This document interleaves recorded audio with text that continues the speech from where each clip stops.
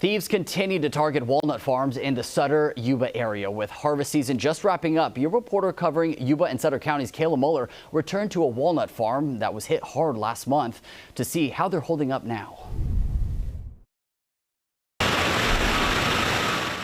Walnut theft, a familiar problem in Yuba Sutter, so much so that a special ordinance was created in 2014 to mitigate the crime. Definitely getting worse year by year. I first met Dan Joel during the 2024 harvest season when he began speaking out about the theft happening at his family farm. It's been more than just last year, but last year in particular was a really bad example.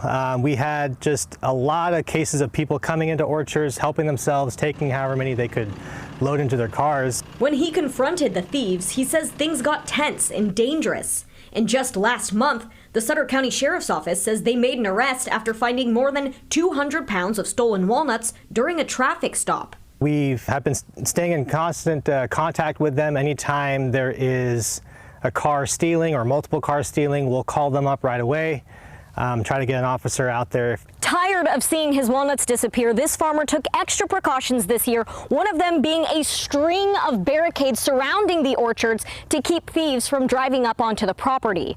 That made it harder for cars to pull over and take from our orchard. That didn't stop them though, that just means they're going to go to a different orchard. He says the barricades and upped patrols during harvest season is helping, but the problem still exists. The Sutter and Yuba County Ag Department also taking extra steps, with an ordinance announcing the walnut buying window will run now through April. Our process involves a proof of ownership step.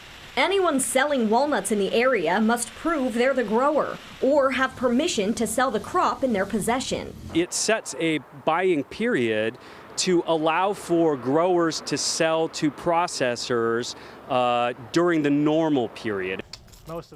Joel says while the buying period ordinance can make a difference, he speculates people are just finding a loophole and doing under-the-table sales. These people have someone that they're selling to, and if they don't have to prove where they come from, then they can just help themselves and, keep the problem going on.